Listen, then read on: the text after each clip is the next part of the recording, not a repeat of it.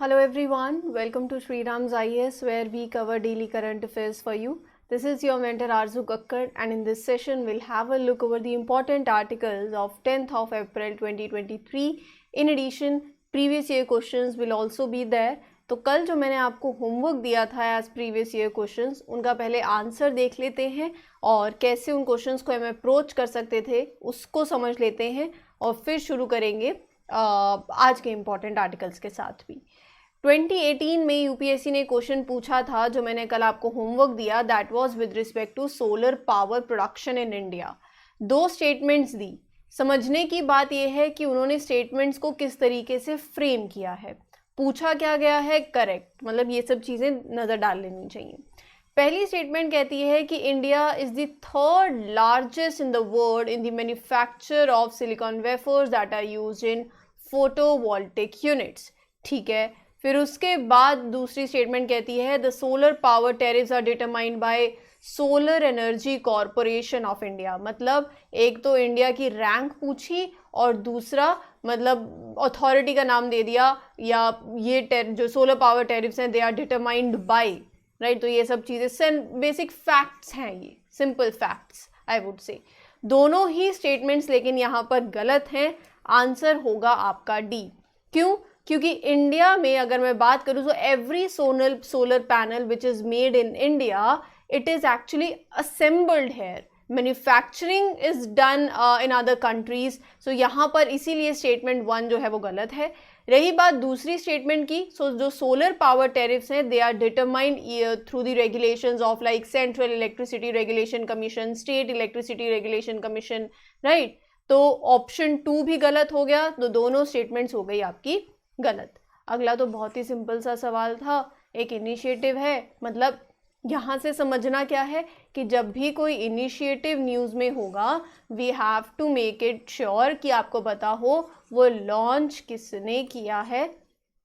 Direct question बनाए, momentum for change climate neutral flow एक initiative है लॉन्च्ड बाय, वैसे यहाँ पर आंसर बता देती हूँ UNFCCC सेक्रेटरीट। सो आंसर हो गया C, right. Moving on to the next question. यहाँ से इस क्वेश्चन से आपको अंडरस्टैंडिंग लेके जानी है प्रीवियस ईयर क्वेश्चन से।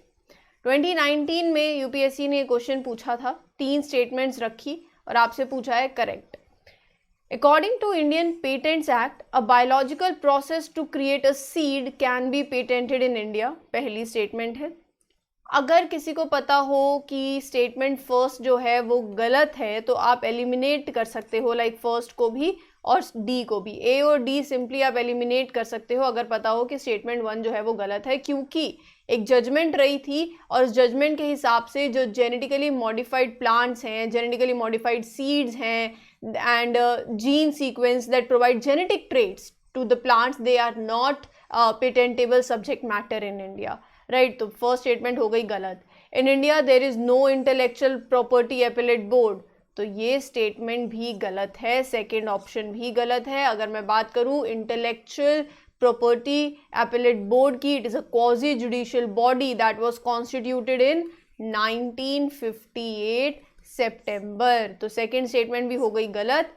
थर्ड स्टेटमेंट बिल्कुल सही है, plant varieties are not eligible to be patented in India, right. तो बेसिक अंडरस्टैंडिंग है, जब आप पेटेंट्स की बात करते हैं, जब हम इंटेलेक्चुअल प्रॉपर्टी राइट्स की बात करते हैं तो इंडिया स्पेसिफिक ये कुछ चीज़ें अपने को मालूम होनी चाहिए।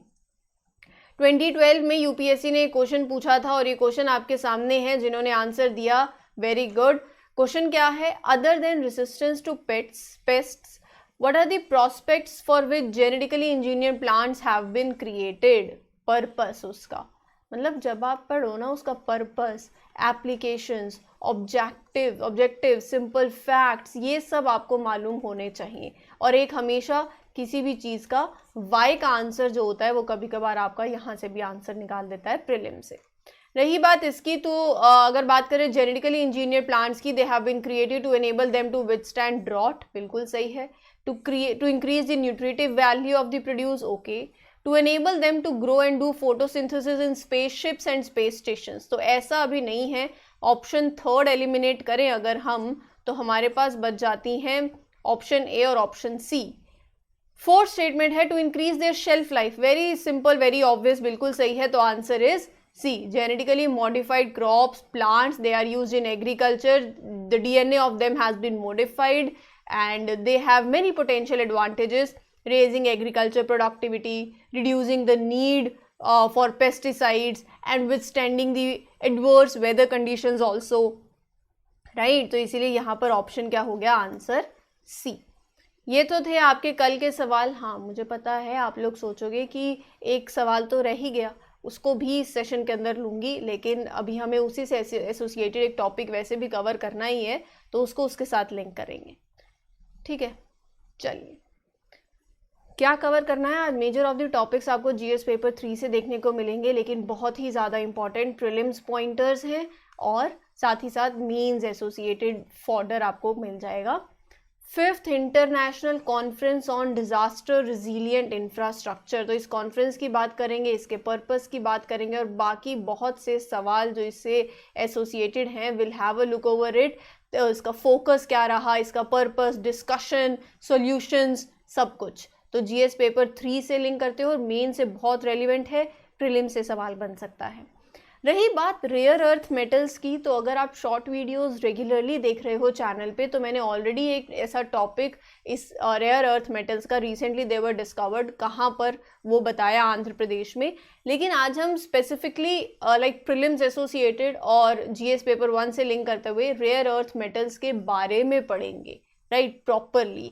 तो इसको लिंक करते हैं आपके ज्योग्राफी के साथ और साथ ही साथ प्रीलिम्स से एसोसिएटेड मियावाकी फॉरेस्ट, इस मेथड के बारे में पढ़ेंगे, पेपर 3 से लिंक कर सकते हो। प्रीलिम्स, देखो मैं बार बार प्रीलिम्स नहीं बोलूंगी क्योंकि एवरीथिंग दैट यू सी है प्रीलिम पॉइंटर्स भी बन जाते हैं और मेंस भी है, तो एक कॉम्प्रिहेंसिव और इंटीग्रेटेड अप्रोच ही ली जाती है सेशन में, ठीक है।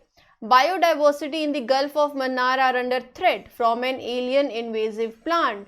अगर आपने प्रीवियस ईयर पेपर जैसे आप कवर कर रहे हो, तो मैं आपको, शायद हमने क्वेश्चन कवर कर लिया होगा, नहीं किया तो I will show you.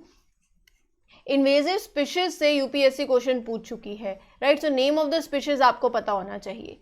Information stealing malware जो न्यूज़ में है उसके बारे में पढ़ेंगे, पेपर 3 से लिंक कर सकते हो। और अभी मैंने आपको बताया भी था, एक क्वेश्चन भी दिखाया था जहां पर यूपीएससी ने पूछा these 3 terms are in news, right, and these terms are associated with, तो वो भी आपको वैसे मालूम होना चाहिए। मालवेयर वायरस का टाइप है, तो ये सब कुछ।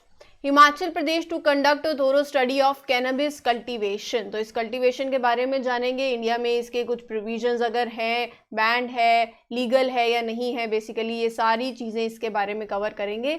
और last but not the least, joint military exercise, इसके बारे में जो है कवच, उसके बारे में भी जानेंगे। पेपर 3 से आप इसको लिंक कर सकते हो और प्रीलिम स्पेसिफिक भी है। ऑल ओवर एक आइडिया पता चल गया कैसे कवर करना है, क्या कवर करना है, ठीक है। पहला सवाल, पहला आर्टिकल आपके स्क्रीन पे है, that talks about the prime minister of India addressed 5th international conference on disaster resilient infrastructure ICDRI 2023। तो ये जो कॉन्फ्रेंस हुई, annual conference, it brings out basically the decision makers, leaders, academicians, institutions across the world, सभी, it brings together all of them कि कैसे आप infrastructure resilience की तरफ जा सकते हो, what are the possible solutions. And this latest conference was held in New Delhi, India on 4th and 5th of April. अब रही बात इस कॉन्फ्रेंस के पर्पस की, इसका पर्पस था to provide a platform for member country so as to contribute, definitely to engage in what solutions can we take for so as to have disaster resilient infrastructure. तो इस conference में it brought together infrastructure actors for building partnership, आप knowledge share करो और solutions लेकर आओ for enhanced collective action। साथ में you can seek to strengthen the global discourse on disaster and resilient infrastructure. So basically this conference was, the goal was to provide access to safer and improved livelihoods, the quality of life जो जिसको हम बोलते हैं improve करने के लिए, वो है। So all in all अगर मैं बात करूँ, so solutions की बात करूँ, मैं इसके बारे में और भी बात करूँगी इस कॉन्फ्रेंस के बारे में। वैसे बात करूँ तो देखो, energy, transport, water, waste water, solid waste management, digital communication, many other things are the infrastructure systems that need to be resilient and inclusive. बिल्कुल सही बात है, और इसके लिए एक ऐसा enabling ecosystem चाहिए that must be supportive. Policy ऐसी हो, good governance, technology and innovation पे काम कर सकते हैं for disaster resilience, knowledge exchange हो, कैपेसिटी डेवलपमेंट हो, सस्टेनेबल फाइनेंसिंग हो. So this is the need to be there is a need to be resilient and inclusive in this regard. ठीक है, अब रही बात कुछ फैक्ट्स की, तो वो आप देख सकते हो. CDRI बेसिकली एक इंडिपेंडेंट इंटरनेशनल ऑर्गेनाइजेशन है consisting of global partnerships of national government, United Nations agencies and programs, multilateral development banks and financing mechanisms. So इसका aim क्या है? To increase the resilience of infrastructure system, और it was launched in 2019 at United Nations Climate Action Summit न्यूयॉर्क York अंदर. International Solar Alliance के बाद ये India second major global initiative है and it is based in, secretariat कहाँ है? New Delhi, India में. ठीक है, तो ये सब हो गई इसकी इंपॉर्टेंट बातें. इसके अंदर 31 countries, 6 international organisations, 2 private sector organisations have joined as members. India के लिए भी बिल्कुल सिग्निफिकेंट है. It boost the soft power and more importantly जब हम डिजास्टर रिस्क मैनेजमेंट की बात करते हैं, so it has a wider connotation. Sustainable development goals की बात करते हैं, क्लाइमेट अकॉर्ड की, so how we can have an inclusive and sustainable growth, right. तो वहाँ पर it plays a very important role. G20 India के पास प्रेसिडेंसी है. सवाल पूछा गया था 2020 में, in which one of the following groups are all the 4 countries members of G20. इसका मतलब आलस नहीं दिखाना चाहिए और ये सोच के कि यार G20 मेंबर्स कौन याद करेगा, क्या UPSC ऐसे सवाल पूछेगी? बिल्कुल पूछती है. 20 मेंबर कंट्रीज याद होनी चाहिए, 1-2 बार करोगे तो हो जाएगा. तो यहाँ पर आपके पास एक लिस्ट है, अगर अब याद कर सकते हो तो भी बहुत बढ़िया है. ये लिस्ट है, आंसर बताना और साथ ही साथ सारी मेंबर कंट्रीज को एक बार देख लेना. A recent study has revealed that the native vegetation and biodiversity of Gulf of Mannar are under threat. Threat किससे? From an alien invasive plant. Plant का नाम Prosopis chilensis. तो ये पूछ लिया जाए कि ये टर्म, ये स्पीशीज न्यूज़ में है, या which of the following is a invasive plant, तो ये आपका एक आंसर इंक्लूडेड होगा. Prosopis chilensis is a invasive plant जिसकी वजह से जो बायोडाइवर्सिटी है इन the gulf of Mannar, it is under threat. अब इसके बारे में पढ़ लेते हैं. इन्वेजिव मतलब जो बाहर से आया है, दैट इज़ नॉट इंडिजीनियस और native to a particular area. और कोई बाहर से आता है तो कभी कभार दिक्कत बहुत हो जाती है जो लोग वहाँ रहते हैं, तो वही बात है. Invasive species is an organism that is not indigenous, native नहीं है to a particular area and causes harm to the native species. They are capable of causing extinction of the native plants, right? Animals, biodiversity reduce. और ये important है, यहाँ से आपसे ना 4 points ऐसे दे दिए जाएंगे और पूछ लिया जाएगा कि अगर इन्वेजिव स्पीशीज से आने से क्या क्या पॉसिबल थ्रेट्स होते हैं. ये 4 ऑप्शन दे दिए. एक्सटिंक्शन होता है ऑफ नेटिव प्लांट्स, होता है. बायोडाइवर्सिटी रिड्यूस होती है. They compete with the native organisms, resources limited है, उनके लिए कम्पीट करेंगे. And alter the habitat. They can be introduce to an area by ship ballast water, accidental release हो गया, and most often by people. अब रही बात Prosopis चिलेंसिस की, तो इट इज, मैंने आपको एक तस्वीर दिखाई थी ना, ये देखो, तो ये आपको बेसिकली याद रखने के लिए है. एंड रही इसी की है Prosopis chilensis. It is a small medium size legume tree and has a shallow and a spreading root system, right. कहाँ होता है? एरिड, सेमी एरिड रीजन्स के अंदर. एक ड्रॉट रेसिस्टेंट प्लांट है that is native to South American countries, namely Argentina, Bolivia, Chile, Peru. तो अगर कल को आपसे इसकी लोकेशन के बारे में पूछ लिया जाए तो आप बता देना कि आपको ये पता है. ठीक है जी, चलिए इसी के साथ चलते हैं आपकी अगली इंफॉर्मेशन के ऊपर, दैट इज़ वेरी इंपॉर्टेंट. उससे पहले हम पूरी आर्टिकल जब पढ़ रहे हैं तो गल्फ ऑफ मन्नार अगर न्यूज़ में आ गया है तो उसको क्यों नहीं देखेंगे. ये है गल्फ ऑफ मन्नार. तो it is bounded to the north east by Rameswaram, इधर फिर उसके बाद Adam's Bridge and Mannar island. It includes several rivers including Tamraparni and Aruvi of Sri Lanka. It is an inlet of Indian Ocean between India and West Sri Lanka. ठीक है, park street.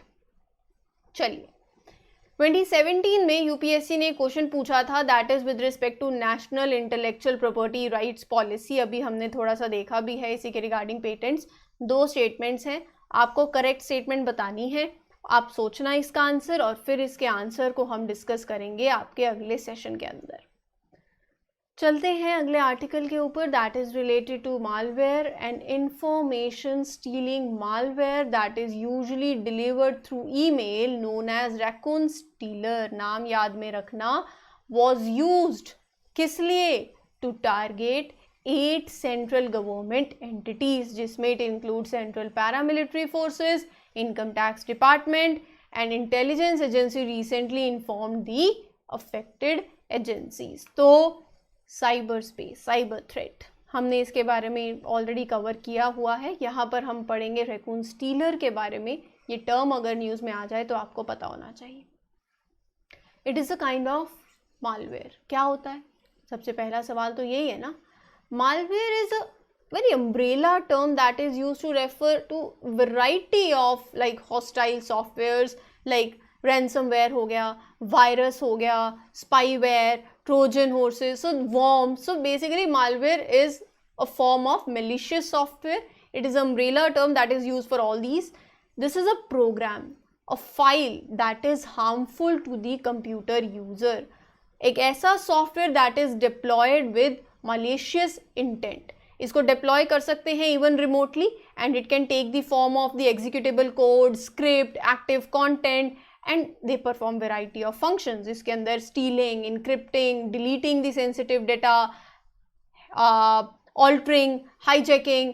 तो ये जो है these are the activities that it takes place. और यहाँ पर अब बात करते हैं थोड़ा सा इसकी। सो ये एक मालवेयर है that steals various data from an infected computer. Classic example है of information stealing malware which cyber criminals typically use। किस लिए करते हैं, obviously जो sensitive data है उसको gain करने के लिए, जो कि saved है in the users browsers and the cryptocurrency wallets।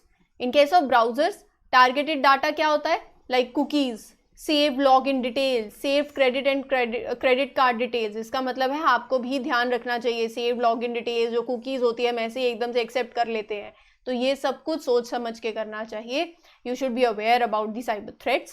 In case of cryptocurrency wallets, targeted data includes public keys, private keys. So this is that raccoon stealer is और malware के बारे में that I have to inform about you। तो एक बार अगर जो data हाथ में चला जाएगा तो obviously it will conduct harmful activities, theft होगा, cryptocurrency theft हो सकता है, credit card fraud हो सकता है। So ये वैसे भी जब हम डिजिटल इंडिया की बात करते हैं ना, तो ये सब चीज़ें भी बहुत इंपॉर्टेंट होती हैं to make people aware also कि अपना जैसे OTP किसी के साथ शेयर नहीं करना, ये हमें पता है, लेकिन the one who in the remote corners, जिसमें हम फाइनेंशियल इंक्लूजन की बात करते हैं, बैंक अकाउंट खुलवाने की बात करते हैं, तो वहाँ पर उनको भी ये सब चीज़ों के बारे में अवेयर कराना ज़रूरी होता है। ठीक है, चलिए अगला जो हम बात करेंगे that is regarding Miyawaki forests that were in news to tackle the climate change. Recently BMC Mumbai के अंदर recently started creating Miyawaki forest। हमारे लिए important हो जाता है Miyawaki method के बारे में जानना। क्या है Miyawaki method और ये नाम कैसे आया? Miyawaki एक टेक्निक है that is developed by Japanese botanist, name क्या है, professor अकिरा Miyawaki. It is a method of afforestation। और ये क्या कहता है मेथड, ये मेथड कहता है कि जो ट्रीज प्लांट करते हैं ना, this method includes planting the trees very closely as possible in that same area. जिससे क्या होगा, according to this method it will not only save the space but जो प्लांटेड सैपलिंग्स हैं they will also support each other to grow and they will grow very fast. I would say इतना fast मतलब कितना फास्ट, 10 times faster, resulting plantation will be 30 times denser than the usual। ये इस method के चलते जो कहा जाता है एफॉरेस्टेशन मेथड है। सो मियावाकी मेथड अगर अडॉप्ट किया जाए तो it helps to create a forest in like 20 to 30 years। आप कहोगे फिर भी तो इतना टाइम लग गया, कन्वेंशनल मेथड से करोगे so it takes anywhere 200 to 300 years। ये डिफरेंस है। So it involves planting 2 to 4 types of indigenous trees within every square kilometer. इस मेथड में जो ट्रीज होते हैं, they become self sustainable and they grow to their full length within few years only, right. तो यहाँ पर Miyawaki forest, जैसे मैंने आपको बताया, grow 10 times faster, they are 30 times denser and they contain 100 times more biodiversity, right. तो the goal of the Miyawaki techniques include biodiversity improve करना, sequestering carbon, increasing green cover, air pollution को कम करना, water table को preserve करना, right. तो ये सब कुछ आगे बात समझ के अंदर. Miyawaki forest are viable solutions for the cities who are looking to rapidly build climate resilience. 2022 में यूपीएससी ने सवाल पूछा था with reference to Indian laws about wildlife protection. कुछ स्टेटमेंट्स हम आपको दे रहे हैं, आप ये स्टेटमेंट्स पढ़ें और हमें जवाब दें. सो कुछ स्टेटमेंट्स हैं यहाँ पर, जैसे wild animals are the sole property of the government. फिर बोला when a wild animal is declared protected, such animal is entitled for equal protection whether it is found in protected areas or outside. Apprehension of a protected wild animal becoming a danger to human life is sufficient ground for its capture or killing. Correct बताना है, सोचना, फिर हम इसको अच्छे से कल के सेशन में लेंगे. रेयर अर्थ मेटल्स हमने इसको कवर किया है, एज इन जब ये न्यूज़ आई तो मैंने आपके साथ एक शॉर्ट वीडियो जो है वो शेयर करी थी about the rare earth metals. आज थोड़ा सा इनके बारे में अच्छे से जानेंगे ताकि आप, वैसे आप उस वीडियो से भी सेंस ऑफ ह्यूमर से क्वेश्चन ले सकते हो, बट यहाँ पर completely I talk about the static part of it with respect to rare earth metals that were recently found in Andhra Pradesh Anantapur district. कितने? 15. सबसे पहले तो आप इन्हें रेयर क्यों बोलते हो, ये सवाल आएगा. फिर सवाल आएगा क्या होते हैं ये रेयर अर्थ मेटल. सी, पीरियोडिक टेबल, जिन्होंने साइंस पढ़ी या नहीं भी पढ़ी तो चलो अभी हमें पीरियोडिक टेबल में नहीं जाना है, पूरा नहीं पढ़ेंगे एलिमेंट्स को, but there is a set of 17 elements in the periodic table. Rare earth metals are दो सेट जिसके अंदर क्या आते हैं, 15 lanthanides plus scandium and yttrium.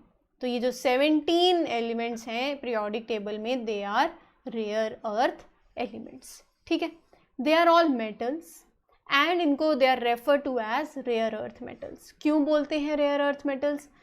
Although rare का मतलब तो यही है, बट रेयर नाम इसलिए लगाते हैं इनके आगे क्योंकि these metals are very difficult to mine. इनकी माइनिंग बहुत मुश्किल है because it is unusual to find them in concentrations high enough for economical extraction. इसीलिए इन्हें रेयर बोला जाता है. Although they are actively found relatively abundantly in the Earth's crust, बस mining difficult है because अगर मैं बात, आप यहाँ देख ही सकते हो, it is unusual to find them in concentrations high enough for economical extraction. इसीलिए these metals have many similar properties and इसके बहुत सारे applications भी हैं. देखो अगर आप, so they are used in many devices that people use every day, computer memory, DVDs, अब तो यूज करते नहीं है, catalytic converters, cell phones and polishing compound. So बहुत से इसके एप्लीकेशंस भी हैं. They are lustrous, they are very lustrous, right. And अब रही बात रेयर अर्थ मेटल्स की, जहाँ पर they are use in consumer goods also. Computer की स्क्रीन्स हो गई आपकी, स्मार्टफोन्स हो गए, right. They work on clean energy which is the need of our today. So ये इसके कुछ एप्लीकेशंस तो हैं. लेकिन अब बात आती है कुछ चैलेंजेस की, और चैलेंजेस तो जैसे आपको पता ही है, लेकिन रेयर अर्थ मेटल्स इंडिया की बात करें ना, तो in India monazite is the principal source of rare earth and thorium. India overall has the world's 5th largest reserves of rare earth metals, and but yes, it imports most of the rare earth metals like from China.